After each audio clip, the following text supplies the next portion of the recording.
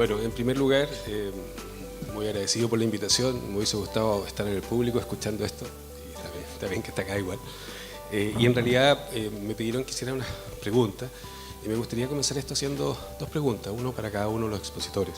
La primera me gustaría comenzar para Monseñor Fernando Chomalí y señalar, a propósito de su libro, en la página 56, usted señala que la raíz de todos los males del mundo contemporáneo es de carácter antropológico, y no económico, no político, ni tampoco social. Y por lo tanto se trataría del olvido de Dios, de tratar de construir un mundo al margen de Dios. Y entonces es reemplazado este Dios, digamos, con ídolos como el dinero y el consumismo. Teniendo como marco de interpretación este diagnóstico general de referencia, mi pregunta, a la luz de lo que usted ha podido estudiar de Monseñor, del Papa Francisco, ¿es el capitalismo parte o la solución de la situación, de la compleja situación del problema, digamos, que tiene América Latina? Si en el fondo el capitalismo es parte de la solución o el problema de la situación económica y la situación general que tiene América Latina, y concretamente si el capitalismo es o no responsable de la situación crítica que viven algunos países latinoamericanos. Y una segunda pregunta para el doctor Kaiser.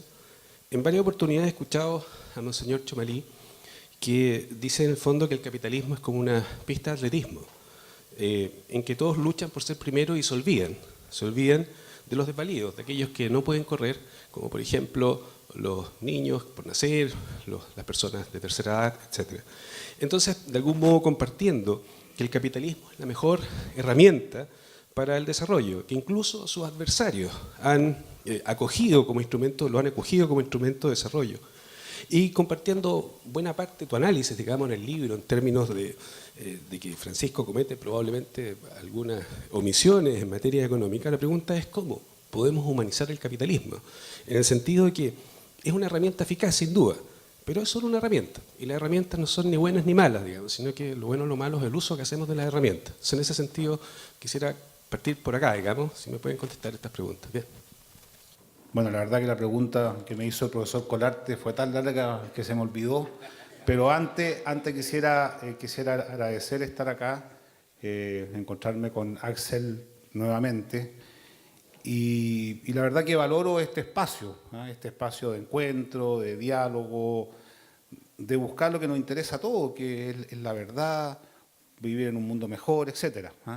También aquí agradecieron al Arzobispado de Concepción, la verdad que no agradezcan nada porque le arrendamos este lugar a la Fundación para el Desarrollo, porque les quedó chico el lugar donde iban a hacerlo, como se inscribió tanta gente, así que nos solicitaron el lugar, así que usamos la técnica de la oferta y la demanda y lo hicimos. Y así que en ese sentido estamos, porque hay que limpiar, hay que pagarle bien a las personas que trabajan acá. Y en tercer lugar, me preocupa, digamos, esto que está pasando, porque hace un par de meses atrás presenté el libro aquí en Concepción y ya había mucha gente. Entonces parece que me da mejor como escritor que como arzobispo, así que voy a tener que dedicarme a escribir más. Muy bien. Entonces, dada esta introducción, yo quisiera decir que, en primer lugar, los seres humanos somos muy complejos. Los seres humanos somos muy complejos, siempre lo hemos sido, y por lo tanto, hablar de una causa frente a un problema es siempre pobre. La verdad que no es una causa, son multicausas, multicausa. Entonces hay que ver qué es lo que pasa en el corazón del hombre para llegar a donde llegamos. Entonces, por eso que cuando el profesor Colarte planteaba si este es un tema antropológico, evidentemente que lo es, en el sentido que lo que está en causa es lo que significa ser un ser humano. Y desde ahí nosotros vamos a leer la realidad. Si alguien piensa que el ser humano es un conjunto de células, es muy distinto a alguien que piense que el ser humano es un hijo de Dios. Si alguien cree que después de la muerte no pasa nada, terminamos en la nada, nos convertimos en polvo, es muy distinto que alguien crea que después de la muerte hay otra vida, que seremos juzgados por nuestros actos, seremos juzgados por el amor. Y esas son las preguntas fundamentales y la pregunta es desde dónde uno se instala. ¿Ah? Y eso tiene mucho que ver con las historias personales. ¿Ah? Y evidentemente todo lo que está haciendo Axel en este momento, que entre paréntesis significa hombre de paz. ¿Ah? Por eso que me llevo también con él, porque significa hombre de paz. Tiene que ver con una concepción del mundo y eso lo lleva a defender algunas ideas que me parecen respetables, discutibles, como todas las ideas. Si aquí, ¿por qué estamos aquí? Porque estamos buscando. Porque si los que estamos aquí tuviésemos todo claro, supiésemos todo, no estaríamos aquí. Pero estamos aquí porque estamos buscando, yo escribí el libro porque ando buscando, y creo que ese es el punto de partida. Por lo tanto, cualquier pretensión, digamos, de omniabarcante frente a los temas complejos económicos es una superficialidad. Ese es el punto de vista y ojalá que aquí quedemos con más preguntas que respuestas. Y yo voy a partir con una frase que a mí me gusta mucho de Vicente Huidobro, un poeta chileno bastante olvidado pero muy notable, que él dice, a propósito de un poema de amor, él respecto de la mujer que él amaba, decía, porque al final estamos cosidos con la misma estrella, estamos cosidos a la misma estrella. ¿Eh? Yo les recomiendo que lean ese poema que es muy lindo, el poema Altazor, el cántico segundo, dice, estamos cosidos a la misma estrella. Lo que trato de decir con eso es que tenemos vínculos los seres humanos muy profundos. Y esos vínculos muy profundos se traducen en que lo que le pasa a alguien me pasa a mí. Lo que yo hago tiene impacto en los demás. Todo lo que yo hago, todo lo que yo dejo de hacer. No es que vivamos en sociedad, somos seres sociales. Entonces, el Papa, digamos, que tiene una visión muy amplia de lo que pasa en la sociedad, lo que pasa en el mundo, él está en África, después está en Estados Unidos, después está en Chile, etcétera. Él plantea que no hemos olvidado eso. El otro se ha convertido en un extraño, el otro se ha convertido en alguien que molesta, por eso que habla de los descartados, y evidentemente que los modelos económicos que se han ido instalando, han ido generando esto. Lo último que quisiera decir, para darle la palabra a Axel, es que estrictamente hablando, el Papa Francisco no dice nada nuevo. Yo lo digo acá en el libro. O sea, nadie va a decir, oye, aquí hay una teoría teológica nueva. No. La verdad que la doctrina social de la Iglesia está desde la primera página de la Biblia, cuando nos dice que tenemos que trabajar, y eso ha seguido muy presente y agarró fuerza cuando aparecieron modelos que iban dejando personas de lado, tanto después de la Revolución Industrial como también el sistema marxista, comunista, y ese tema sigue vigente hoy día y la verdad que va a seguir hasta quién sabe cuánto. Más el mundo más privado, el Estado, qué vínculo tiene, etcétera, y esa es una ecuación que la verdad que no tiene solución. ¿Ah? Y tenemos que ir navegando, digamos, viendo las distintas circunstancias de tal manera que haya lo que todos queremos, porque también Axel lo quiere, que es la equidad, la justicia, la paz, y estamos todos en eso, digamos. ¿Ah? Eso es lo que quería responder. Bueno, en primer lugar, muchas gracias a todos por haber asistido, a la Fundación por organizar este evento extraordinario y por supuesto a Monseñor por estar dispuesto a dialogar con nosotros acá en su casa, básicamente. Aunque negociáramos la entrada, pero estamos muy contentos de poder contribuir a que se mantenga. Porque aunque ustedes no lo crean, yo soy una de las personas que piensa que la Iglesia Católica siempre ha sido un pilar fundamental en todo lo que es la civilización occidental y su deterioro la pérdida de su influencia tiene costos que no podemos prever incluso los que no somos católicos. Pero ¿por qué yo de alguna manera escribí este libro? Que venía hace tiempo siguiendo al Papa Francisco en varias de sus declaraciones y tengo muchos amigos católicos, eso es lo divertido, católicos y incluso muy vinculados a la Iglesia, que se sentían incómodos con varias de las cosas que decía. A mí no me cabe absolutamente ninguna duda de que el capitalismo y la vida material están muy lejos de poder ser la respuesta a los problemas más complejos de la existencia humana. O sea, eso no me cabe ninguna duda. Es más, yo estoy convencido de que existe una vía espiritual que si uno no satisface, y de hecho la ciencia lo está demostrando, de alguna manera la vida puede ser muy miserable por mucho que no tenga mucha riqueza, ¿no? Eso es algo que los estudios de felicidad lo están demostrando claramente. Es decir, que le están dando la razón a muchas de las posturas que diversas religiones, no solo la religión católica, muchas otras, han planteado por mucho tiempo. Entre otras cosas, que el amor y las relaciones humanas son fundamental fuente de bienestar. No el dinero, no el éxito, no el estatus. Eso es así. Pero ¿por qué decidí yo escribir entonces este libro? Yo solo me enfoqué en una cosa que me parecía llamativa en el caso del Papa Francisco, que eran juicios, opiniones que a mi modo de ver y al de muchas personas son un tanto equívocos. Por ejemplo, a mí me gustaría darle un ejemplo que yo creo que sí es bastante ilustrativo en ese sentido, que en alguna oportunidad el Papa Francisco dice: el problema es que Latinoamérica está sufriendo los efectos, que marqué mucho en la votación, de un sistema económico en cuyo centro está el dios dinero, y entonces se caen las políticas de exclusión muy grandes. Y sufre mucho. Y evidentemente, hoy día, Latinoamérica está sufriendo un fuerte embate del liberalismo económico fuerte.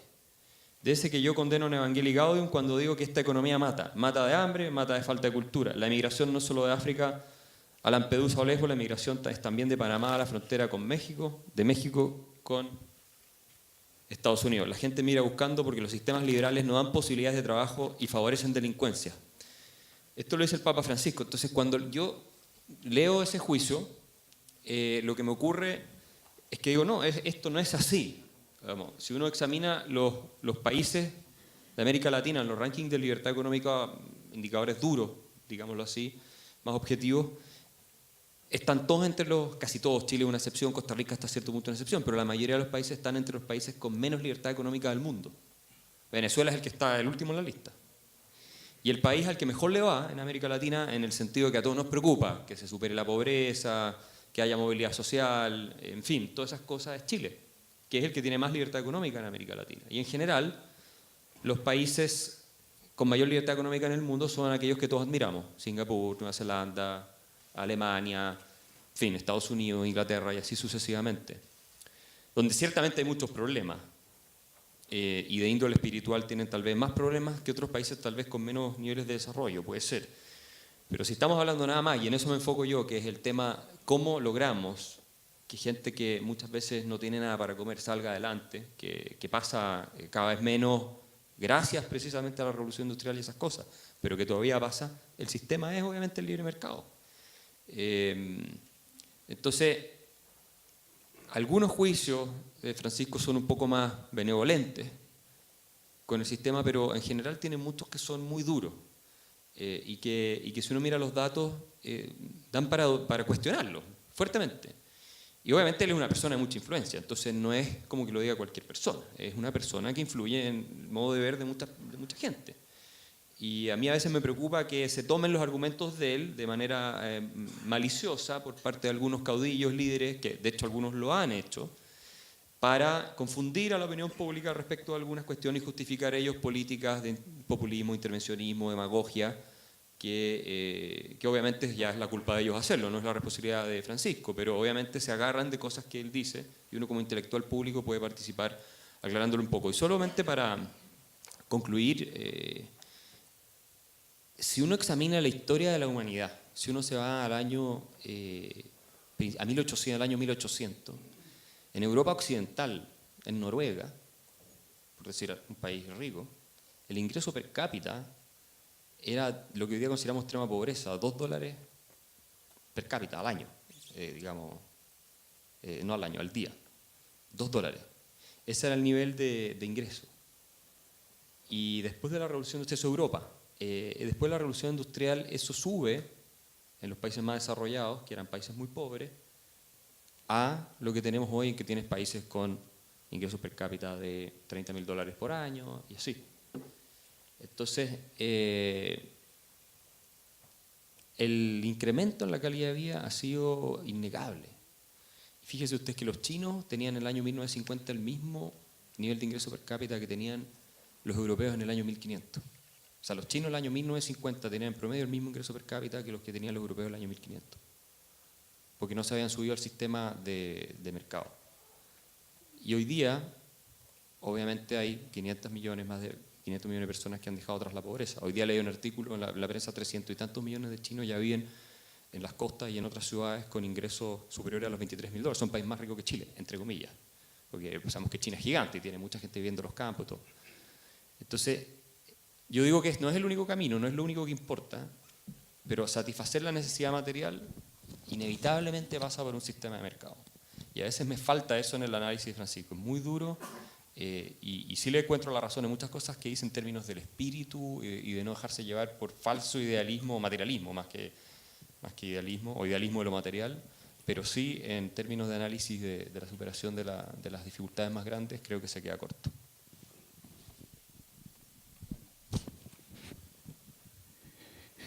A ver, bueno, en primer lugar, en el ámbito teológico hay verdades que son absolutamente opinables y una de ellas es el tema económico, eso punto de vista, y por lo tanto el Papa está en todo su derecho de plantear eso, y lo que uno lamenta, digamos, bueno, de hecho se lo dije a Axel en el Mercurio, que tengo la impresión que él saca un texto, lo saca de contexto para presentarlo en un pretexto. Pero también el Papa dice que está a favor de la empresa, de los empresarios, yo también, y de hecho, en cierto sentido, yo también he incursionado en el mundo de la empresa social, y por lo tanto hay que mirarlo todo en un conjunto. Después, respecto del ejemplo de Noruega, Escandinavia, que es interesante que lo que hizo surgir a esos países no fue el modelo económico, fueron otras cosas. Y son tres, básicamente, y creo que es lo que tenemos que aprender nosotros en Chile. En primer lugar, una ética personal extraordinaria. Una ética de hacer bien las cosas, de descubrir cuál es la vocación que cada uno tiene y hacer bien las cosas. En segundo lugar, un proyecto común. Yo creo que el gran problema que tenemos en Chile, en mi opinión, que nos cuesta salir adelante, es que no tenemos un proyecto común. Y por eso que me parece tan relevante estos espacios, porque ese proyecto común hoy día no existe, cada uno trata de hacer lo que pueda y rascarse, como se dice vulgarmente, con las propias uñas. Y en tercer lugar, un estricto respeto por el bien común, por el otro. Cuando se dan esas tres condiciones, una ética personal profunda, digamos, un proyecto común de país y un sentido, digamos, del respeto por el otro, los países salen adelante más que el modelo económico. Yo no tengo la cifra en este minuto, pero yo creo que en Noruega o en Escandinavia, el ejemplo que puso Axel, las tasas de evasión tributaria son mucho más inferiores o casi nulas de las que tenemos en Chile todavía. Los niveles de corrupción son muy, muy inferiores a los que tenemos en Chile, porque tiene que ver con una pregunta filosófica más profunda, que es la pregunta por qué significa el otro. Entonces, como Axel saca una frase, yo quisiera decirle que el Papa dice que el dinero es importante. Lo dice, ahí está.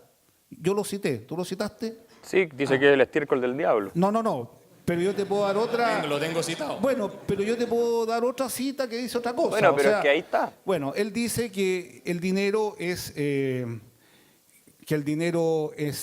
necesario, y especialmente para quien no lo tiene. ¿Ah? Claro, el dinero es necesario para quien no lo tiene, y la forma de obtener el dinero es a través del trabajo. Y de hecho, uno de los puntos fundamentales de la doctrina social de la Iglesia es que es el trabajo en la clave de la cuestión social. el trabajo es la clave de la cuestión social. Si nosotros queremos mirar cómo está un país, tenemos que ver qué es lo que pasa en el trabajo. Y aterrizando un poco en lo que pasa en Chile, digamos, evidentemente que hay mayor inclusión laboral, sin lugar a dudas, pero todavía hay muchas cosas que mejorar y que tiene que ver justamente con esto de obtener lo más con menos. Por lo que pasa, por ejemplo, con los inmigrantes, ya eso es un escándalo, no porque alguien viene de fuera en la condición que esté, no va a tener los seguros que corresponden, no va a ser tratado como corresponde. Todavía, digamos, y no te hablo en teoría, te hablo de lo que pasa, a mí me llegan a diario personas que no pagan las imposiciones, que echan a la gente de una forma arbitraria, etc. Pero el principio fundamental es cómo nos organizamos en torno al trabajo, que tiene la centralidad de la persona. El trabajo tiene una dimensión objetiva de lo que se hace y una dimensión subjetiva de quién lo hace. Entonces, quizá el acento del Papa, de la doctrina social de la Iglesia, está en quién lo hace. Y evidentemente que en el ámbito más liberal está en qué es lo que hace, ¿ya? Entonces, yo siento que ahí hay un tema. Y lo otro es que, sin ser autorreferente, yo creo que la rentabilidad, digamos, que para muchos es la condición necesaria, digamos, para poder lograr un desarrollo económico, yo pienso que no. Hay otro tipo de rentabilidades que a veces son mucho más importantes porque le dan el peso específico a lo que es una sociedad, ¿ah? Por ejemplo, a mí me da, en el fondo me da tristeza que por ley haya que incluir a personas con algún tipo de capacidad especial, con discapacidad, etc. Es una vergüenza eso, que por ley haya que hacerlo. Lo razonable es que cada uno de nosotros piense que cualquiera de nosotros podemos salir a la esquina y podemos quedar con una discapacidad. Hoy día, en este minuto, cualquiera de nosotros ahora nos puede dar un infarto y podemos quedar con problemas. Entonces, que la ley tenga que obligar a hacer algo que debemos hacer por humanidad, a mí eso me preocupa mucho y creo que eso está pasando. Y voy a decirle algo, pero para demostrar, digamos, que no todo es oferta y demanda, porque quizás ese sea como tu núcleo fundamental. El de toda la economía, Bueno, señor. pero yo te voy a demostrar que no es así. Mira, nosotros nos conseguimos recursos por 150 millones de pesos, ¿ya? Nos conseguimos recursos por 150 millones de pesos. Hace 4 años atrás hicimos una lavandería, donde empezamos con 10 jóvenes con síndrome de Down y con 0 kilos de ropa. Hoy día nosotros tenemos 25 jóvenes con síndrome de Down, de los cuales 15 trabajan con nosotros y los otros están en Falabella, en DIFOR, en el Arzobispado, en la Universidad Católica, etc. 25 personas y se autofinancia. Es decir, si queremos comprar máquinas, hay que ir a hablar con los amigos. Pero ¿a qué voy yo? Estas 25 personas estaban en su casa todo el día. Todo el día estaban en su casa. No tenían ninguna posibilidad, ninguna especie, porque la ley chilena dice que una persona de los 25 años puede estar en un colegio y después ya no. En su casa todo el día, con todo lo que eso significa para él, para la familia, etc. Si uno saca cuentas económicas, la verdad que es un desastre, porque nadie se embarcaría, digamos, en un negocio. La lavandería, digamos, tiene una dimensión económica porque tenemos que cumplir con los pedidos, tenemos que cumplir con la calidad, etcétera, sabiendo que solamente se autofinancia en la operación, ¿ah? Pero, ¿qué valor le atribuyes tú, digamos, ¿cómo podríamos cuantificar económicamente eso? Eso no tiene precio.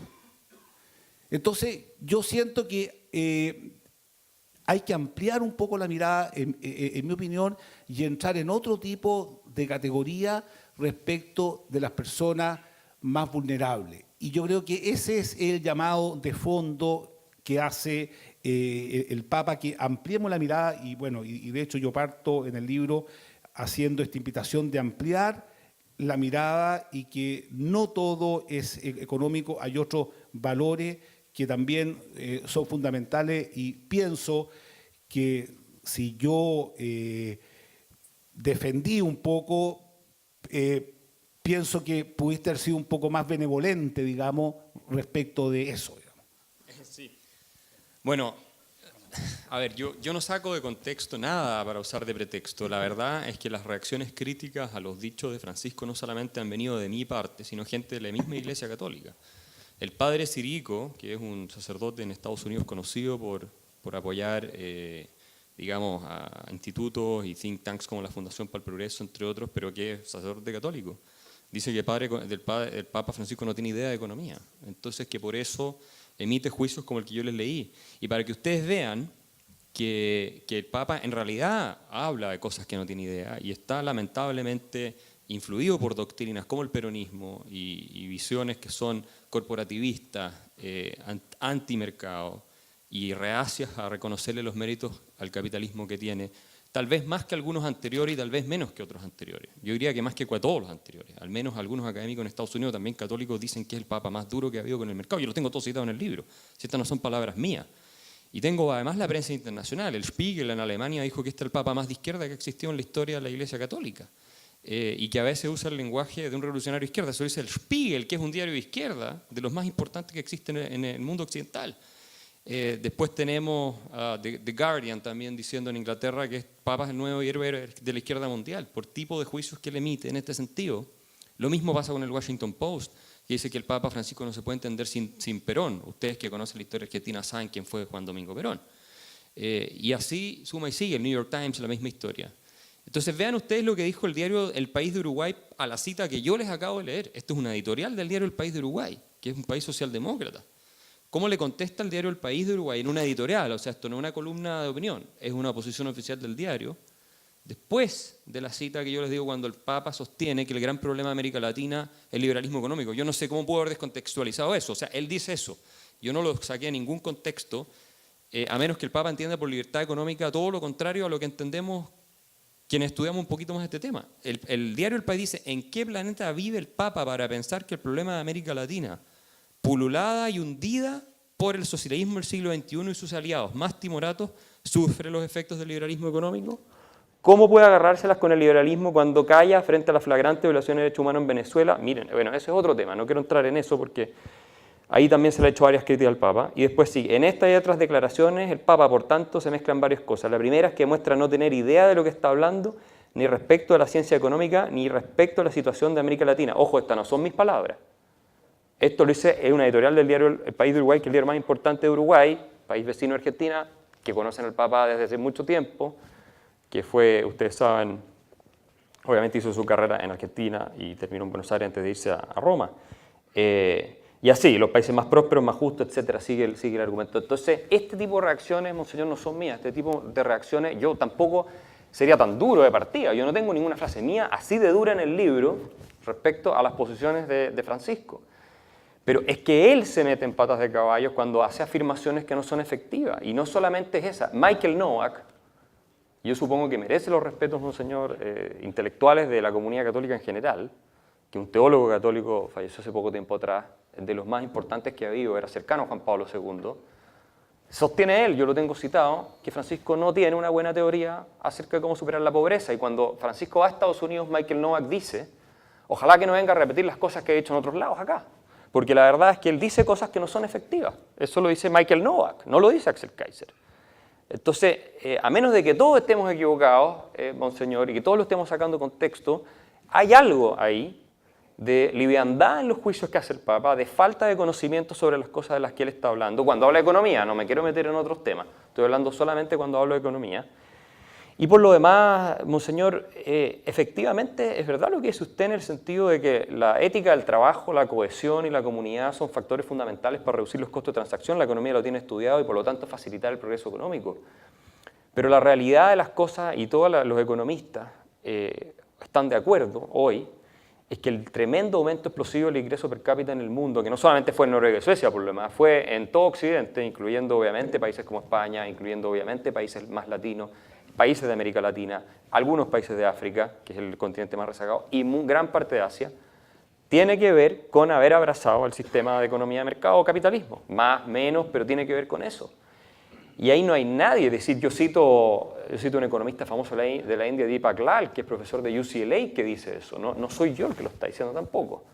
Si yo me cuidé mucho de no atribuirme a mí juicios críticos respecto de los postulados de Francisco en su documento. Entonces, al final, ¿qué es lo que yo percibo?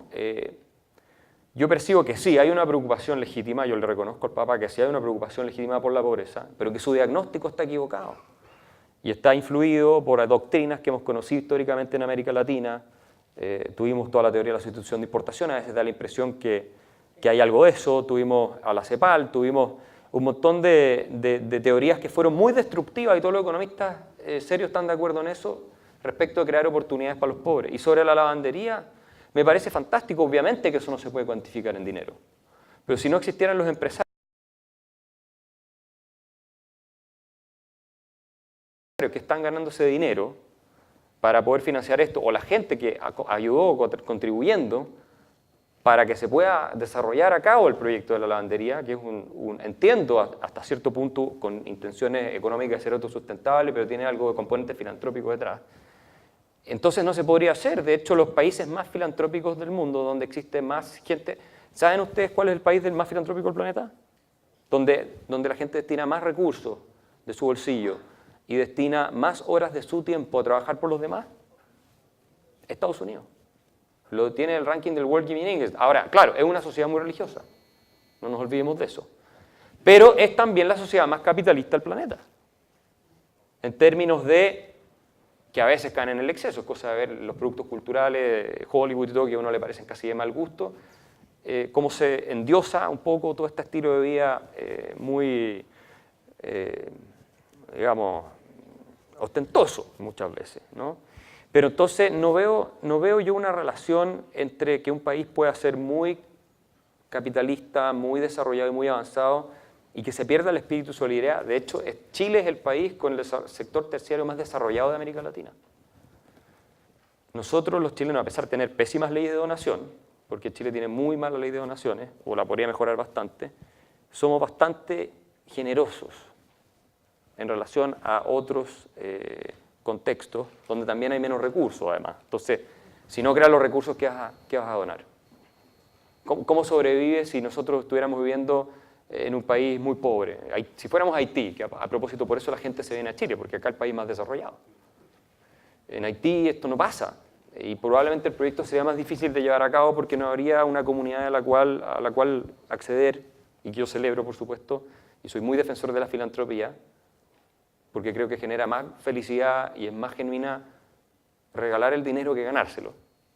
O sea, en eso estamos alineados, monseñor, no crea que estoy tan perdido.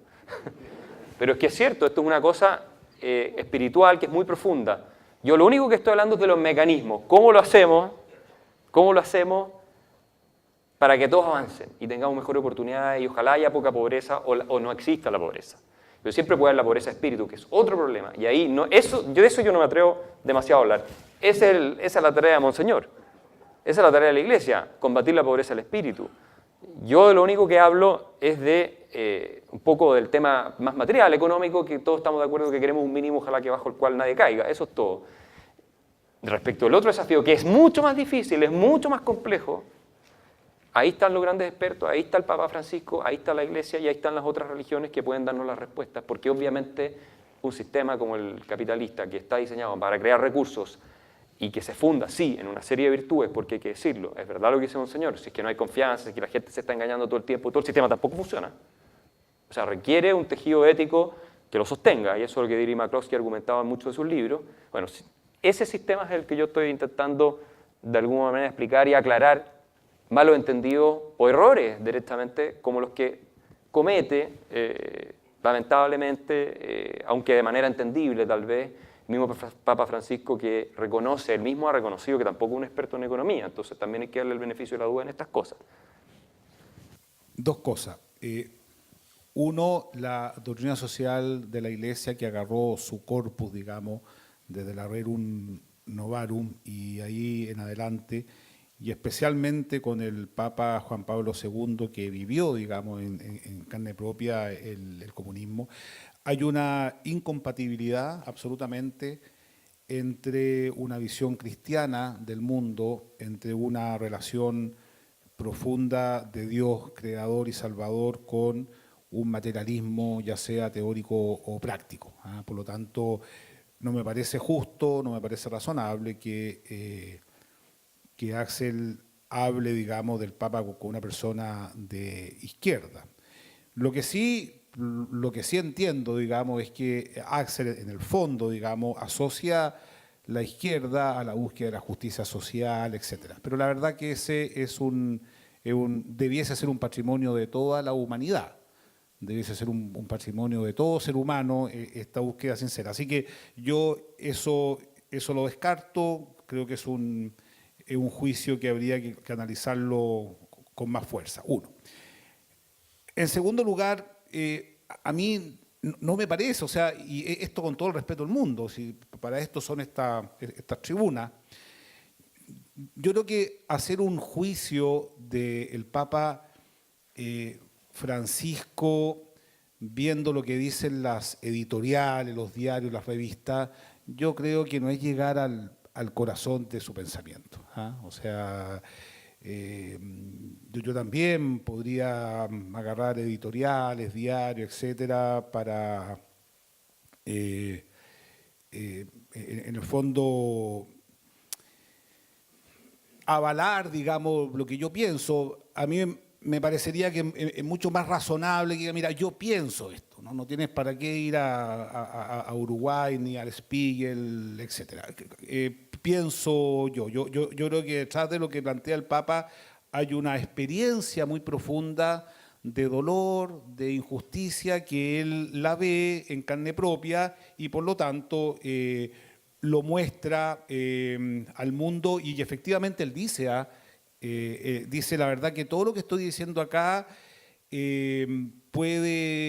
podría ser distinto, o sea, él no tiene ninguna pretensión totalizante frente a un tema que todavía está por verse, porque yo también, por ejemplo, Japón podría ser un modelo, pero Japón tiene unos problemas sociales horrorosos, por ejemplo, la mayor tasa de suicidio de los jóvenes en Japón, entonces unos grandes niveles de eficiencia, etcétera, pero un país donde los jóvenes, si les va mal en un examen, se suicidan, es complicado, ¿ya? O bien los ancianos que están solos. De hecho, este tema que estamos conversando es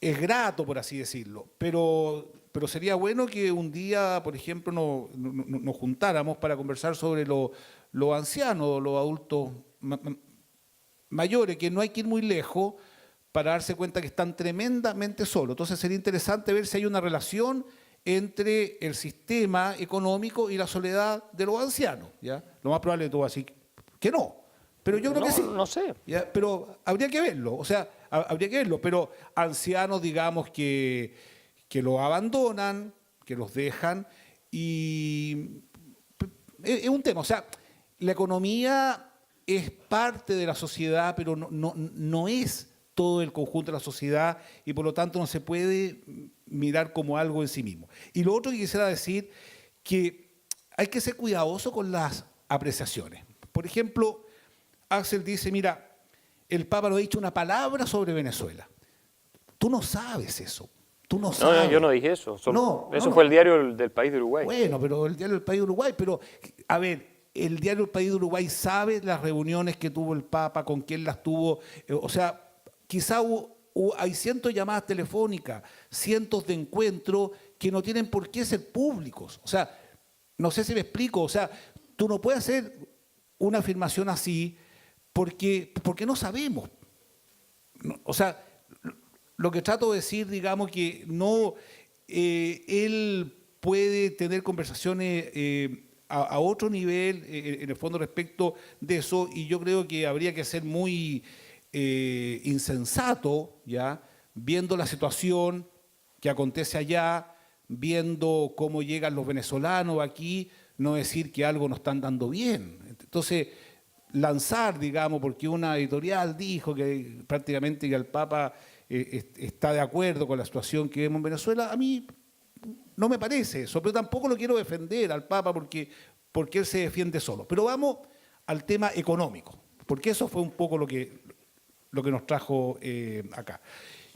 Yo la pregunta que quiero hacerte, digamos, aunque Rodrigo es el que debería hacerla, es, mira, el principio de solidaridad.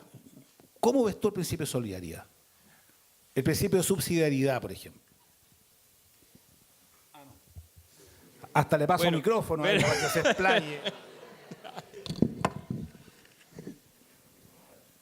Sí, bueno, partiendo por aclarar, obviamente yo me leí la encíclica, leí Laudato Si, leí Evangelii Gaudium, leí muchas entrevistas al Papa y lo que pasa es que obviamente busco fuentes secundarias, incluso de personas mucho más informadas como Michael Novak y otros, que han estudiado esto en Estados Unidos. Se han publicado varios libros académicos, no libros así de difusión, sobre el tema que iluminan en relación a las ideas del Papa, y entonces uno va con la fuente secundaria también confirmando lo que tal vez, o descartando lo que uno puede interpretar de la fuente primaria, porque efectivamente uno no es el experto en todos los temas y tiene que apoyarse en los que sí son expertos. Entonces, esta opinión obviamente yo la comparto y también la respaldo con juicios que vienen de distintos rincones del mundo, incluso personas de la Iglesia.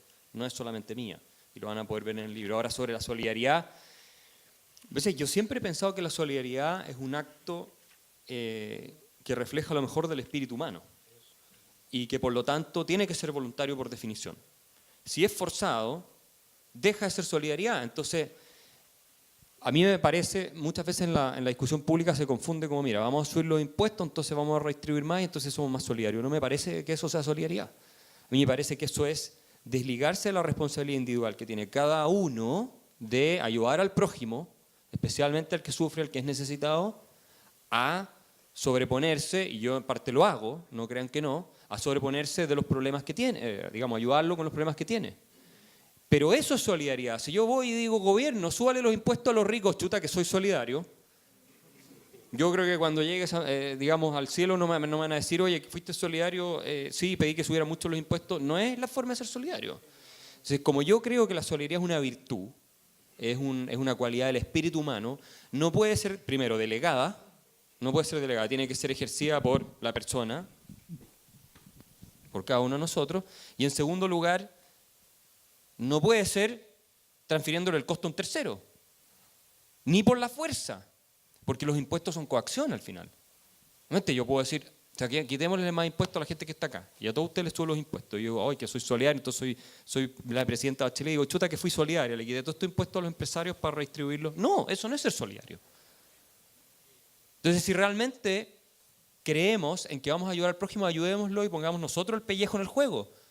Pero tuiteando con el iPhone, desde lejos, diciendo, chuta, que son poco solidarios los empresarios porque no pagan más impuestos, y mientras tanto yo no hago nada por ayudar a la gente que sufre, porque yo creo que nadie es lo suficientemente pobre como para no tener algo que darle al prójimo. Eso es lo que yo creo realmente.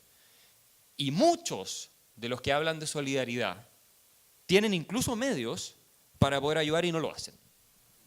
Entonces no, y nos hacemos los lesos. Y aquí viene una observación que hace Alexis de Tocqueville cuando va a Estados Unidos, que a mí me parece notable, porque Alexis de Tocqueville observa esta sociedad que es extremadamente religiosa, la sociedad norteamericana, y él dice, es impresionante cómo los anglosajones acá, o sea, los americanos, se organizan para resolver sus problemas, desde la ebriedad, los ancianos que se quedan sin apoyo, las personas que tienen problemas de conducta criminal, etcétera, etcétera, se organizan en la sociedad civil para resolver todo este problema. El Estado no se mete en nada. Y tiene una frase notable donde dice, si estuviéramos en Francia, donde todo el mundo idolatra al Estado, nadie se haría responsable de nadie y dirían que el Estado tiene que hacerse cargo de todo. Que es un poco la filosofía que lamentablemente heredamos en América Latina. En que nos encanta hablar de que somos buenas personas, pero que lo pague el otro y que sea el Estado el que se encarga y nos suben un pedestal aquí mismo a decir hoy que soy bueno porque estoy diciendo, ¿no es cierto?, que la gente de más allá tiene que pagar impuestos. Siempre es fácil ser generoso con la plata de otro. Y eso me pasó una vez en un debate con la Mónica Rincón y con Daniel Matamala en CNN. En que Mónica Rincón me dijo, entonces, ¿a usted qué es la solidaridad?, me dijo. Como porque yo le decía, mira, cada uno tiene que asumir la responsabilidad por su vida, tiene que asumir la responsabilidad por el prójimo. Yo le dije, es un acto voluntario. Si yo tengo una pistola en la cabeza, no te puedo obligar a ser solidario. Eso ya no es solidaridad. Entonces, así la veo yo y creo que es uno de los principios elementales sin los cuales la sociedad no funciona y no podemos tener ni tampoco una economía funcionando porque hay ciertos niveles de virtuosismo, digo, que son necesarios para que una sociedad también funcione a nivel económico. Por lo tanto, los hombres económicos yo lo rechazo categóricamente. La teoría del hombre maximizador nada más es falsa, antropológicamente falsa, y tampoco funcional, y es un vicio del cual deberíamos alejarnos, del cual nos advierten incluso algunos liberales como James Buchanan y otros más, que nos dicen, eso no es el hombre. Y Adam Smith, para terminar, Adam Smith, el gran padre de la economía moderna, era un filósofo moral, que era un gran observador de la realidad social y del ser humano. En su teoría de los sentimientos morales habla de toda esta cosa, de la solidaridad. Lo importante es el mínimo de esencia que existe en cada ser humano que lo lleva a preocuparse el otro, todas esas cosas. Y eso es parte fundamental, lamentablemente, y en eso sí encuentro que hay razón en la crítica, muchas veces se hace desde la Iglesia al discurso público, es que está demasiado enfocado en el economicismo, demasiado enfocado en los números, en el PIB, en el producto, todo eso. Y muy poco en la parte ética, en la parte del sustrato valórico, que en realidad es lo más importante, que está detrás de todo eso y que sustenta todo eso, y que está en todos estos pensadores. Adam Smith, que está en Alexis de Tocqueville, que está en Lord Acton, que está en Hayek, que está en toda esta gente, pero que es su parte menos conocida, y ahí sí yo comparto la crítica, se ha ido instalando una antropología que ha matematizado al hombre. Lo ha convertido en una unidad productiva que, claro, para los efectos de simplificar las clases de economía, tú tienes que hacerlo, para hacerlo simple, ¿ya? Y yo entiendo que eso genera un poco de rechazo y lamento, y es uno de nuestros trabajos en la Fundación, humanizar esa cuestión. Porque no somos meros factores productivos, somos mucho más que eso. Así que... Monseñor, ¿economía de la comunión es la respuesta? Oye, bueno, pero escuchando a Axel, ¿estamos de acuerdo en todo? Vamos, no estamos de acuerdo en todo. A ver, yo quisiera dar algunos principios de la doctrina social de la Iglesia para explicarme un poco mejor. En primer lugar, la Iglesia valora el emprendimiento, lo valora, y ojalá que todos sean emprendimientos, sean emprendedores, cree mucho en eso, cree en la propiedad privada, pero plantea algo que a mí me parece de toda justicia, que sobre la propiedad privada grava una hipoteca social. Evidentemente, cuando se escribió esto, el valor, o sea, la propiedad se entendía como la tierra, o sea, la propiedad era la tierra, pero evidentemente que ahí hubo una evolución, y hoy día la propiedad ya no es la tierra, ni siquiera es la industria, la propiedad es la inteligencia, esa es la propiedad. Y yo creo, y me parece muy razonable sostener que sobre el conocimiento grava una hipoteca social. Creo que eso lo tenemos que promover con mucha más fuerza, justamente porque mi vida tiene, se comprende respecto del otro. Hablando en teología pura, el hombre es la única criatura amada por sí misma que no encuentra la sublimidad de su vocación, sino que es la entrega sincera de sí mismo a los demás, la entrega sincera. Ahí el hombre se encuentra a sí mismo, ahí está su felicidad. Entonces, a mí me cuesta, por ejemplo, comprender, y sería un motivo de análisis, por qué, por ejemplo, en Chile había un progreso notable en materia de educación superior. Impresionante. Si ustedes ven, por ejemplo, cuando yo entré a la universidad en el año 75, éramos 100.000 alumnos que estábamos en la universidad. Ya habían 6 universidades, eran muy pocos. Hoy día hay 1 millón. Pero yo me hago la pregunta que es cultural, es mucho más allá que económica. ¿Cómo se explica que de este 1 millón de alumnos en la educación superior, una cosa, esa es la gran revolución en Chile, esa es la gran revolución, ¿ah? Solamente 10.000 estudian carreras humanistas. O sea, ese es un problema. Yo no sé si tiene que ver directamente o no con el modelo económico, Pero esa es una pregunta de fondo. O sea, es muy difícil encontrar a alguien que quiere estudiar arte, por ejemplo, en Concepción, no hay una escuela de teatro. Y una universidad sin tal, lo primero que hace es tener una escuela de ingeniería, de derecho, de medicina. Esa es una pregunta de fondo. Tiene que ver con la cultura y la pregunta es si el modelo económico que se ha instalado en Chile promueve, digamos, mucho las carreras técnicas y en desmedro del mundo del arte. Por ejemplo, encontrar hoy día estudiantes de filosofía, de teología es muy difícil. Y la pregunta es si se sostiene una sociedad así, ¿ya? Entonces, es una pregunta que yo me hago. Bueno, pero la Iglesia cree en la propiedad privada, pero insiste que sobre ella grava una hipoteca social. Evidentemente que es crítica en el sentido de esta pista atlética en la cual va quedando gente atrás. Y también hay avaricia. Hay avaricia también. Y la avaricia hace mucho daño. De hecho, los signos de corrupción que hemos visto en Chile, que han sido horrorosos, no han provenido de los sectores más humildes de la sociedad. Ese es el drama de esto. Han provenido de personas que tenían, punto de vista económico, su vida asegurada, pero hay avaricia. Pero yo me pregunto, digamos, pero claro, sostener que la avaricia es por el sistema económico, yo creo que habría que estudiarlo. Pienso que no, pienso que es uno de las heridas del ser humano, digamos. Esto de anhelar más de lo que uno merece, lo que uno necesita. Esas son las preguntas que yo me hago. Entonces, y pienso que sería interesante estudiarla, digamos. Sí, solo un comentario sobre el tema del arte y la cultura. Obviamente hay factores que son propios de cada país, que son propiamente identitarios de fomentar más la cultura o menos, y eso en países de Europa, por ejemplo, yo estoy muy conectado con Alemania, la música, la literatura, todas estas cosas son parte esencial, están hasta en la canasta del IPC las entradas al teatro, digamos, o sea, es una cosa con la cual no se puede concebir la vida, sin la cual no se puede concebir la vida. Ahora, sí tiene mucho que ver también con que cuando los países están en vías de desarrollo, obviamente los recursos se destinan a aquello que es primero más urgente. En la medida en que los países tienen un nivel de ingreso más alto, las personas empiezan a ver también el lujo de ir a la ópera, de ir al teatro, o sea, se crea una clase que adquiere un cierto gusto por esas cosas. O sea, que hay algo de eso también, ¿no? De la famosa pirámide de las necesidades de Maslow, entonces después empieza a haber un mercado para todas esas cosas.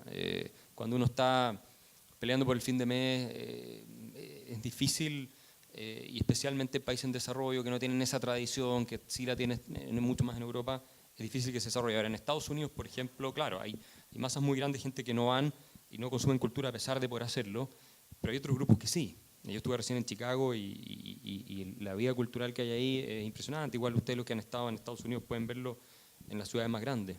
Entonces, yo creo que eso con el tiempo va a irse desarrollando más y espero que, y ahí sí hay un problema, que al masificar, y el mercado por supuesto tiene problemas, y uno de ellos es que apela a los instintos más básicos muchas veces para vender las cosas, es una realidad. Entonces, no necesariamente va a conducir a la elevación del espíritu en todos los casos, no. De hecho, muchas veces al revés. Y eso, a ver, eso es obvio. Vean ustedes los reality shows de televisión. Pero si es un asco.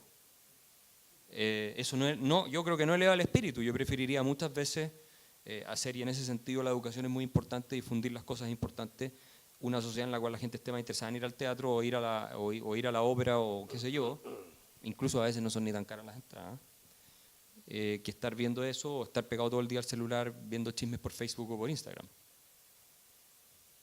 Claramente ahí tenemos un desafío. O sea, yo soy lejos de ser y de lo traer el mercado, porque no creo que el mercado somos seres humanos interactuando con ciertos márgenes de libertad, produciendo progreso, produciendo ciertas cosas, pero que tiene, por otro lado, obviamente costo, o tiene desafíos, por decirlo de alguna manera. Lo que pasa es que no se me ocurre un sistema mejor. Yo creo que dentro de ese marco de libertad podemos ir asumiendo esos desafíos, y por supuesto, gracias al mercado, una gran pianista como la que salió aquí de Isla Pascua, Mahani Tabe, creo que se llama, que es chilena y que ahora está dando conciertos en el extranjero y todo, puede venir a Chile, hace un concierto, ya puede vivir de eso. Es muy importante que los artistas puedan vivir de lo que hacen y que ojalá no sean mendigos de las platas que les da el Estado para poder vivir de lo que hacen. Porque entonces el Estado empieza a politizarlo todo, el que está controlando. Y ahí sí necesita un mercado que tenga el poder adquisitivo y que además tenga la parte de la conciencia, porque hay que despertar la conciencia también de las cosas que elevan el espíritu. Y lamentablemente, yo en ese sentido soy un poco pesimista, creo que las redes sociales, por ejemplo, han hecho hasta ahora una contribución por un lado, pero mucho daño por otro lado, que han permitido y han llevado a una polarización de la sociedad y yo lo digo en Twitter, a una agresividad y a un vertedero de lo peor que puede tener, digamos, el espíritu humano ese en contra de gente que no necesariamente se merece lo que les pasa en las redes sociales. Entonces ahí hay desafíos que tenemos que atender. Oye, yo quiero hacer un comentario a propósito de lo que decía Axel, que hay un lenguaje también que lo tenemos que meditar y pensar y ver de qué manera entra, digamos, en la cultura. Cuando hablaba sobre la cultura, dice, bueno, las personas consumen cultura. A mí ese lenguaje no me parece. O sea, consumir cultura, ¿no? Y después cuando tú planteas que esta joven de Rapa Nui es lo que es gracias al mercado. No, eso no. Es gracias a su talento, que es muy distinto. O sea, tú dices, no, porque ella tiene esta posibilidad gracias al mercado. No, porque... pero alguien le paga la cuenta a fin de mes. Bueno, yo estoy de acuerdo, pero le apuesto que Steve Jobs, que es un genio en lo suyo, quizás no tenía ninguna habilidad para el piano. Y no, o sea, no es gracias al mercado, gracias a su talento, y encontró un espacio, digamos, donde se valoró ese talento, ¿ya? No, claro. Yo estoy de acuerdo que las cuentas hay que pagarlas a fin de mes. A propósito me acordé de una historia muy simpática. Sucede que estuve con un editorialista, todo esto del diario La República. Era un personaje, entonces estábamos en estas discusiones filosóficas, así ya. Entonces él dice, mira, yo no seré tan bruto el decir que el dinero hace la felicidad, jamás diría eso, pero calma los nervios, un poco, sí, pero yo sería cuidadoso, o sea, si se habla la cultura como un producto de consumo, evidentemente que es complicado porque hay espacios de gratuidad en la vida que son tremendamente importantes, y yo creo que el modelo actual en el que estamos viviendo no lo permite. O sea, ese lenguaje utilitarista, por así decirlo, a mí en lo personal me complica, ¿ya?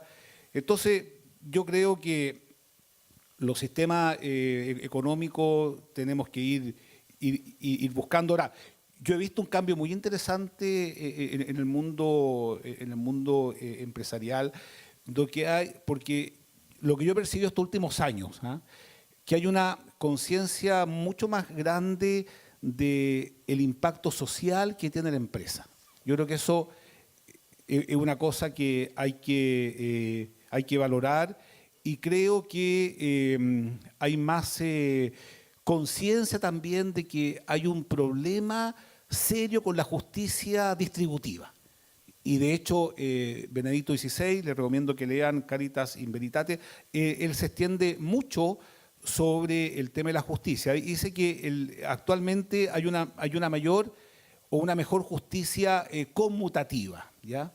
Pero estamos muy en deuda con la justicia distributiva. Y creo que en Chile es lo que está pasando. O sea, todavía en Chile no hemos logrado niveles de equidad, y yo entiendo que los impuestos es una cosa, pero hay muchas otras. Por ejemplo, aquí hay en la tribuna un buen amigo, el presidente del sindicato de CAP. Ahí está, calladito. ¿Cómo estás? Bueno, y yo creo que es interesante lo que están viviendo ellos. Es interesante lo que están viviendo, lo que están tratando de hacer para defender su fuente de trabajo, y evidentemente que ese núcleo, digamos, productivo, donde hay familia, etcétera, no puede quedar, digamos, a la deriva como está pasando. O sea, para mí es una pregunta. Es una pregunta, bueno, estamos bien cerca de ello. Una empresa que hace 30 años atrás tenía 5.000 trabajadores, hoy día tiene 1.000. Es una pregunta esa. Algo pasó, ¿no? Algo pasó. Entonces, yo siento que tenemos que ampliar la mirada en estos temas y sin lugar a dudas estos encuentros ayudan positivamente y cuando quiera volver podemos escribir otro libro, habría que ponerse de acuerdo sobre qué y nos juntamos a discutir. Bueno. Una de las preguntas, digamos, del público en este minuto, tengo dos, digamos, una que va para Axel, de Alexis, que dice, ¿crees que el factor sobre la crítica del Papa al capitalismo se debe a que este tenga una cultura, se debe a la cultura latinoamericana, siendo que en Latinoamérica se debe fuertemente influenciada por el socialismo?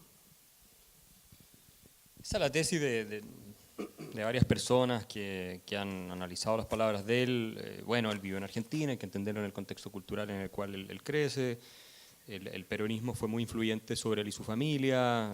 Muchas personas argumentan eso y no sé si el socialismo como tal, por supuesto que yo tengo mis dudas, obviamente, aunque algunos piensan eso, pero sí el peronismo, que es una doctrina poco amigable con las ideas del libre mercado y básicamente con el capitalismo en general. Así es que pienso que, claro, las personas también se explican por su contexto, por su origen, por su desarrollo, por lo que les tocó vivir, por lo que les tocó ver, y hacen los análisis muchas veces a partir de ahí, o en general lo hacemos a partir de ahí. Entonces, no se puede descartar la trayectoria vital de alguien a la hora de explicar quién es esa persona y cómo ve el mundo y cómo entiende las cosas. Y hay algunas cosas que si yo le reconozco a Francisco, por ejemplo, y se lo reconozco en el libro, algunas cosas también, que él sí fue crítico con el gobierno de los Kirchner cuando él les reprochaba que con todo lo que gastaban y todo no estaban realmente ayudando a los pobres. O sea, porque efectivamente la corrupción era tan desatada que él no, en ese sentido, y fue uno de los que se opuso a todos los que me dio para resolver el problema de Cristina con el campo. No tomó el partido del gobierno, que acuérdense que Cristina trató de subir los aranceles al campo a niveles impresionantes, confiscatorios prácticamente, y eso significaba un tremendo golpe al aparato productivo argentino y se le paralizaron el país. Y en eso el mismo Francisco fue una persona que no se alineó con el gobierno sino más, de hecho lo criticaron por esa cuestión. Entonces también tiene esas cosas. Y él, bueno, que no vaya a ver a Macri, que lo reciba 20 minutos en el Vaticano, todas esas cosas, bueno, son las cosas que a muchos argentinos les molestan, pero Argentina también es una sociedad muy polarizada. Y el Papa ha sido hace mucho tiempo un actor relevante en la política, no sé si en la política directamente, pero sí indirectamente Argentina. Es difícil, yo creo, ser una figura importante en Argentina sin meterte en política. Hasta los futbolistas terminan siendo de alguna manera figuras políticas. Entonces, yo creo que es imposible, claro, es imposible no entenderlo en ese contexto. Ok, para Monseñor, digamos, de Juan Luis Ibieta, Gonzalo Rojas, columnista del Mercurio, planteó hace unos pocos días que el avance del liberalismo sería responsable del aumento del consumo de drogas, de las separaciones y las enfermedades de transmisión sexual. ¿Qué opina? ¿Es posible? ¿Es posible? ¿Es posible? No entiendo la palabra, pero la idea es si el liberalismo, separar el liberalismo económico del valórico. Esa es la pregunta en el fondo.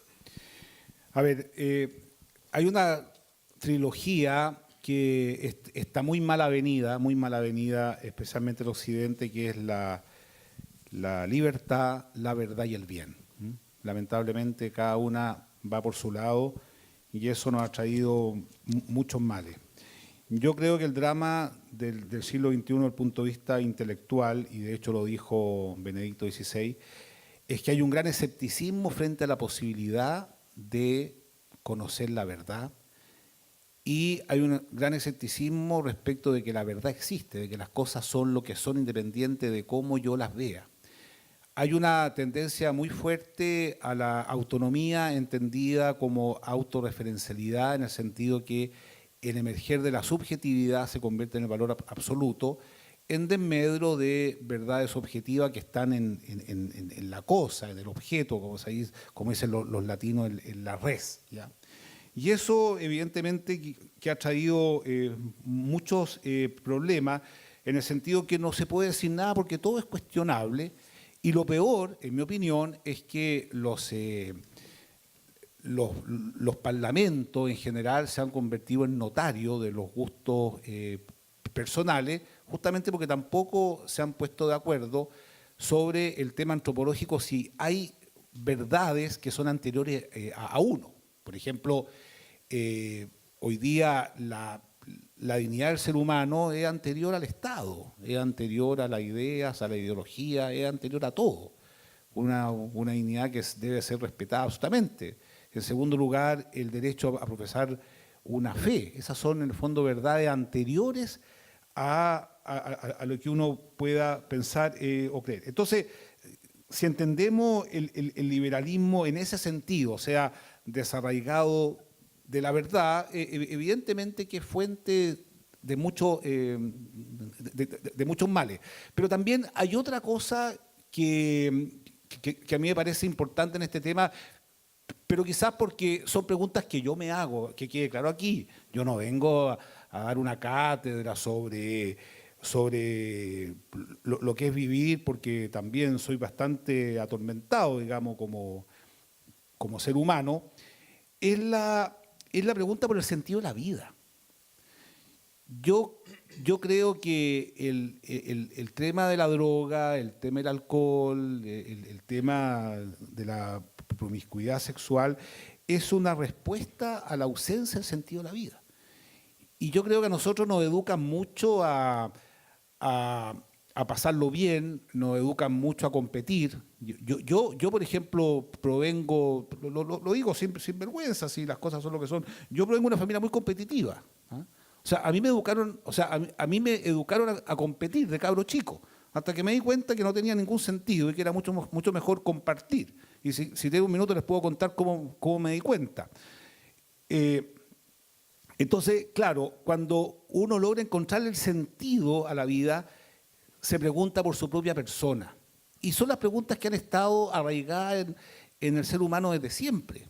¿Quién soy? ¿Para qué existo? ¿Qué sentido tiene mi vida? ¿Qué significa el otro para mí? ¿Qué es la realidad? ¿Qué pasa después de la muerte? Esos temas están vigentes hoy día y van a estar en el fondo muy vigentes. Entonces yo creo que hoy día, digamos, todas las políticas públicas tendiendo a limitar, digamos, el consumo de drogas, de alcohol. Bueno, yo les recomiendo, para que se den cuenta de lo que está pasando en Chile, que lean los informes del SENDA, dan ganas de llorar. ¿Ah? Véanlo, lo que está pasando con los jóvenes, con los niños, en esa materia. Bueno, para qué decir cómo se disparó el VIH, pero el fondo es una ausencia de sentido de la vida. Y yo, gracias a Dios, digamos, no es mérito mío, encontré el sentido de la vida en Cristo. O sea, al punto que en el fondo le entregué la vida a Él y ha sido una buena experiencia. Así que esa es la respuesta Yo que quisiera puedo dar. decir algo sobre eso porque estoy prácticamente de acuerdo en todo lo que acaba de decir Monseñor, para sorpresa tal vez de muchos.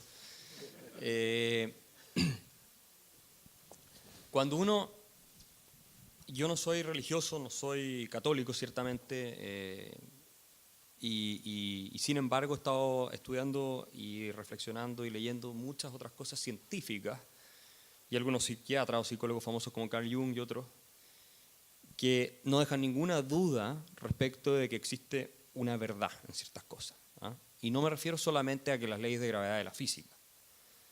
Existe una naturaleza humana. Existe una naturaleza humana. Eso es algo que yo se les recomiendo leer el último libro de Steven Pinker, que acaba de sacar, que se llama Enlightenment Now, sobre la ilustración, en donde él sostiene, basado en estudios del cerebro, obviamente es un científico, un neurocientífico de Harvard, que él dice, y esto es, yo sé que puede sonar un poco chocante para alguien que lo ve desde un punto de vista más, pero yo creo que es compatible con una visión más espiritual de la naturaleza humana, es que existen verdades fijas, demostradas científicamente sobre lo que somos los seres humanos. Ahora, todo esto obviamente hay que tomárselo con un grano de sal, pero existen, y existen verdades también respecto a las diferencias entre hombres y mujeres que están demostradas científicamente, en contra de la teoría del constructo social que han promovido ideologías más bien marxistas, que existen y están ahí. Y por lo tanto hay cosas que son, en general, objetivamente buenas para los seres humanos y otras que no lo son. Léanse el libro de Jonathan Haidt, profesor de la Universidad de Nueva York, que se llama The Happiness Hypothesis, y se van a dar cuenta de esto. Y ahí hay muchos ejemplos con los que estarían de acuerdo, con los que Monseñor estaría totalmente de acuerdo, por ejemplo. El ser humano es mucho más feliz dando que recibiendo. O sea, él dice, es mucho más, la vida hedonista no te deja nada, no te da sentido. No, y eso lo tienen estudios científicos que han seguido a la gente, han hecho todo el esfuerzo. En cambio, una vida en la cual tú de alguna manera sientes que le haces un aporte a otros, es mucho más gratificante. La vida en conexión de relaciones familiares, afectivas, positivas con la gente, hace bien.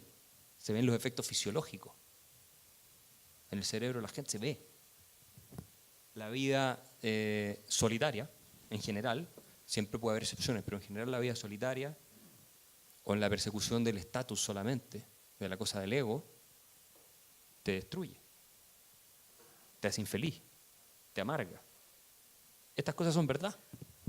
Entonces yo concuerdo, y el liberalismo, y una sola cosita más, el liberalismo clásico no es que es el problema, que lamentablemente tal vez no hemos hecho el trabajo de explicarlo bien, pero no es esa reducción del ser humano a la pura autonomía y haz lo que quieras, no tenemos idea de lo que es la vida buena, todo vale. Porque ni Lord Acton, ni Alexis de Tocqueville, ni Adam Smith habrían dicho, no, consumo de droga, bueno, es tu problema, da lo mismo, chao. No, y yo estoy totalmente de acuerdo en que hay instituciones fundamentales. Hayek habla de la importancia de la familia para la sociedad, por ejemplo. La desintegración de la familia es uno de los graves problemas que tenemos en Occidente. Es así, y en parte todos esos problemas de drogadicción, alcoholismo, tiene mucho que ver con eso. Entonces, vamos a tener que empezar a desarrollar un análisis mucho más serio, filosóficamente, antropológicamente y científicamente, que decir, cada uno haga lo que quiera y está bien. Obviamente, yo no soy partidario que el Estado le impida o los obligue a usted a hacer cosas. Es que ahí está el límite del liberalismo, le dice el Estado que no se meta, pero nosotros como sociedad civil tenemos que hacernos cargo de los problemas y de generar un discurso que permita tener más sentido. Bueno, el problema que tengo el problema intelectual que tengo con Axel es que el lenguaje de él a mí me complica mucho. Porque él dice, oye, mira, está demostrado científicamente que es mejor que uno se gratifica cuando da. Entonces, la pregunta que le hago, o sea, pero si no hay gratificación, ¿no se haría? Y yo te puedo dar casos de héroes, de santos, por de pronto las mamás. No tiene nada de gratificante levantarse 40 veces en la noche porque el niño está llorando. No tiene nada de gratificante. Pero se hace por la ontología de lo que significa ser madre, etc. Entonces, o sea, yo veo que el paso que tenemos que dar, y lo podemos dar juntos, ¿ya?, es ver cómo pasar de una mirada utilitarista. O sea, está demostrado que es bueno ser bueno, porque dice, hace bien. Y si no hace bien, yo te digo, hay personas, todas las mamás que están acá, y la abuelita, si su nieto se mete al agua, se tirarían, ¿o no? ¿Sí o no? Todas. Y estarían dispuestas a morir, ¿o no? Entonces, pues si yo pienso, oye, no, entonces hay un tema. Yo creo que tenemos que pasar, en mi opinión, ponernos de acuerdo para seguir conversando de una ontología del ser humano, ¿ya? Y yo creo que uno no siempre hace las cosas porque hacen bien, porque me gratifican, sino que porque responden de mejor manera a la naturaleza del ser humano. Yo creo que ese es el punto, ¿ya? Y yo realmente quisiera, porque como la Fundación para el Progreso está muy vinculado a empresarios que realmente quieren participar y contribuir, cosa que me parece excelente. Empresario, entre paréntesis, que no sé si están tan de acuerdo contigo, ¿ah? Porque no, en serio, porque yo los veo súper altruistas. Oye, yo los veo súper altruistas, construyendo, no voy a dar nombre nada, pero construyendo una serie de cosas, pudiendo haber tenido el dinero en el banco, haberse metido en empresas productivas, entre paréntesis, lo digo nomás, pero creo que hay que pasar, digamos, de una mirada utilitarista a una mirada ontológica, la esencia de la persona humana. Y creo que en ese sentido los filósofos pueden hacer un gran aporte, pero lamentablemente son pocos, ¿ah? Pocos. Para concluir, Una sola cosa, lo para que concluir, pasa Axel, es que la mirada es ontológica, Monse, lo que pasa es que el camino de acercarse es otro. Yo creo que la metodología de aproximación es otra para llegar a las mismas conclusiones. Yo creo que la naturaleza humana demanda todas esas cosas, pero es que eso... pero es que lo podemos medir. Ahora, lo que pasa es que hay un público muy grande, entre los que me incluyo, en que para llegar con este mensaje, tal vez por el paradigma que está instalado en la época, puede ser eso, es más fácil a partir de este discurso que tiene... Este discurso, que yo no creo que sea utilitarista, aunque tiene un componente, porque uno diría, bueno, es el bien porque te va a hacer el bien a ti. Bueno, sí, puede ser. Pero hay una profundidad en el conocimiento. Por ejemplo, el libro de Jonathan Haidt, que yo citaba, el subtítulo es Encontrando la sabiduría, encontrando la verdad en la sabiduría antigua. Y lo que hace es un repaso de los mensajes de los grandes filósofos y pensadores, y pasando por Jesucristo y toda la cuestión, para... Toda la cuestión, entre paréntesis. Sí. Toda la cuestión sobre el ser humano, ¿no es cierto?, para ilustrar que lo que se está descubriendo hoy día en términos científicos tiene antecedentes muy profundos en lo que ha sido la filosofía, la teología y el los pensamientos más profundos. El conocimiento converge, ¿no? Yo estoy de acuerdo con eso y no pueden haber dos verdades. O sea, lo que se muestra científicamente no puede ser, no se puede oponer a lo que se busca por la filosofía y la teología. En eso estoy de acuerdo. Para concluir, la última pregunta, a ambos, digamos, tú la parte respondiendo, es hoy día es más complejo, más simple combinar o ser católico y liberal. ¿Es posible esa combinación hoy día? Yo creo que sí, y de hecho hay muchos católicos liberales. Ahora depende cómo uno define el liberalismo. De nuevo entramos en una discusión de conceptos, pero efectivamente el principio de subsidiariedad del Estado, ha habido grandes católicos muy liberales. Michael Novak es uno de ellos. Michael Novak escribió este libro, El espíritu del capitalismo democrático, y era un teólogo católico y una persona cercana a Juan Pablo II, y que toda su vida intentó explicar, como lo hace Gabriel Zanotti en Argentina, la compatibilidad entre el sistema libertad individual, que eso es el sistema de mercado, libertad individual para tomar decisiones de transacción, ¿verdad?, de emprendimiento, de transacción, de compra, de venta, pero básicamente también de autorización personal a través del trabajo, que puede ser como emprendedor o puede ser como trabajador. Entonces, claro, y ahí tiene razón, señor, tal vez el lenguaje a veces suena un poco como si estuviéramos hablando de algoritmos, pero no, estamos hablando de seres humanos, y por lo tanto en ese sentido a mí no me cabe ninguna duda. Y en otros temas, yo creo también, o sea, todo lo que estamos hablando de la naturaleza humana, salvo que sea un liberalismo, que el concepto se usa para todos lados, entonces es una cosa bien manoseada, pero salvo que sea un liberalismo dogmático, ideológico, como los hay, que niega muchas veces la evidencia empírica y que tampoco es capaz de trascender el análisis a la evidencia empírica, que eso también hay que hacerlo, pero que niega la realidad, o sea, hay ciertas cosas que son lo que son y que uno tiene que aceptarlas como son y puede discutir todo lo que quiera, pero tiene que aceptarlas como son, y estamos hoy día en un mundo en que todo parece ser relativismo, pero el liberalismo clásico nunca fue sobre relativismo, ni relativismo moral, ni relativismo científico, en el sentido de cualquier sistema económico funciona, por ejemplo. Si ustedes leen la Declaración de Principios de la Sociedad Montpellier, que se funda el año 47 por iniciativa de Friedrich von Hayek, donde van Milton Friedman, donde va Karl Popper y toda esta gente, dice, esto es la época en que el nazismo venía, el fascismo estaba de moda, el comunismo estaba de moda, dice, estamos sufriendo los embates de un nuevo relativismo.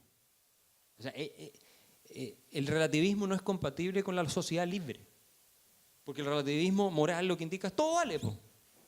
Entonces, ¿cuál es el criterio objetivo para determinar y para juzgar que un sistema totalitario, por ejemplo, es peor que un sistema democrático? Si todo es relativo, po. Y todo vale lo mismo.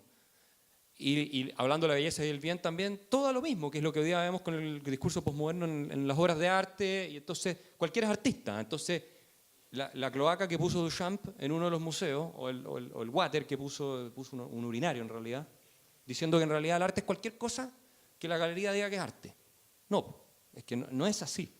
Y si caemos en ese relativismo, caemos en la deconstrucción de los valores que permiten la existencia de la sociedad libre, donde los individuos seamos dignos. Y por lo tanto, los católicos que no creen en el relativismo, porque obviamente creen que hay ciertas verdades morales, objetivas y todo, desde ese punto de vista pueden ser cercanos, al menos, a una visión liberal, porque yo no me imagino a ninguno de los pensadores del liberalismo clásico entrando a un museo, y esto es sintomático de todo el resto, entrando a un museo y encontrando que el urinario que puso Duchamp es igual de arte que, no sé, de la Mona Lisa de Leonardo da Vinci. O sea, jamás habría habido una degradación del discurso a ese nivel de que cualquier cosa puede ser linda, cualquiera puede ser un artista, cualquier cosa eleva al espíritu, o no existe la elevación del espíritu porque el espíritu no existe tampoco, que esa es la otra parte de este discurso. Entonces, me da la impresión de que si acercamos al liberalismo clásico lo entendemos como realmente es en su configuración original, perfectamente. Bueno, yo la respuesta la voy a dar con una cita del Concilio Vaticano II que creo que resume muy bien el valor que le atribuye la Iglesia a la libertad entendida con ese vínculo con la verdad y el bien.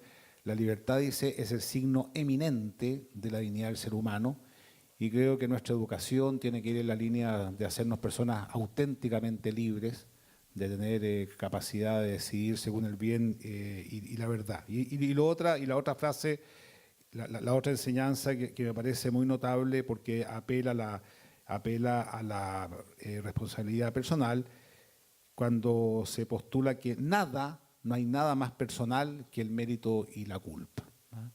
Ese espacio único donde tú estás a solas con tu conciencia, con Dios, la conciencia definida como el santuario, donde tú estás a solas con Dios, donde tú decides qué haces y por supuesto te hace responsable de ello.